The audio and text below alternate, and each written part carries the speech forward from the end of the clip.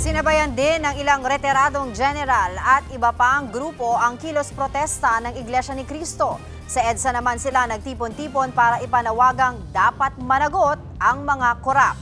Isang grupo ang hinarang nila dahil sa pag-uudyok na pabagsakin ang gobyerno. Nasa frontline ng balitang yan si Rainier Pawi.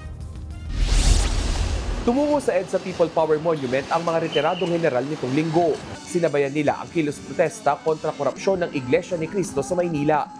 Ilan sa mga dumalo si dating Armed Forces of the Philippines Chief of Staff Hermogenes Esperon Jr. Panawagan niya mahiya ang mga korap na opisyal at pusa ng bumaba sa pwesto. Masama itong korupsyon na nangyayari sa atin at ang dulot nito ay masama sa ating kabuhayan at ekonomiya. Present din sa pagtitipon si dating PCG Commandant Damian Carlos.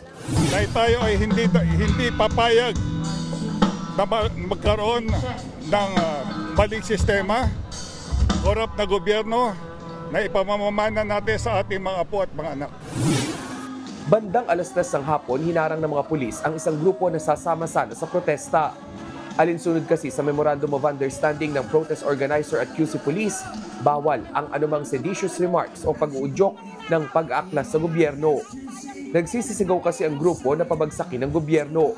Bukod sa mga retiradong general, nagsama-sama rin ang ilang religious sectors mula sa Iglesia ni Cristo, KOJC at JIL. Ang ibang nakibahagi sabay-sabay pang nagsuot ng puti bilang simbolo ng hustisya. Bitbit din nila ang placard na humihingi ng transparency at accountability sa korupsyong nangyayari sa bansa. Pagsapit ng gabi, marami rin ang nag-perform para iwas bagot sa mga nagpo-protesta. May mga kumanta at mayroon ding nagpatawa. Nanawagan ang United People's Initiative na nanguna sa pagsasagawa ng kilos protesta na gumawa ng hakbang si Pangulong Bongbong Marcos para maibalik ang tiwala sa Office of the President. Masyado raw seryoso at mabigat ang mga aligasyon ng katiwalian para isang tabi. Gusto nila ng transparent at independent na investigasyon sa mga isiniwalat ni dating Congressman Zaldico. Dapat daw iutos ng Pangulo ang paglalabas ng mga dokumento, pag-uusap at records kaugnay ng budget allocations at insertions. Kung hindi raw ito kayang gawin ng Pangulo sa lalong madaling panahon, dapat daw mag-resign si PBBM.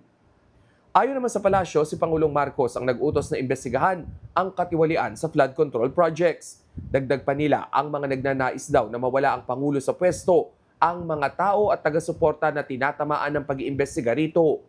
Babala pa ng palasyo kung magpalit man ng liderato, baka hindi na raw matuloy pa ang investigasyon. Nagbabalita mula sa Frontline, Rainiel Pawid, News 5.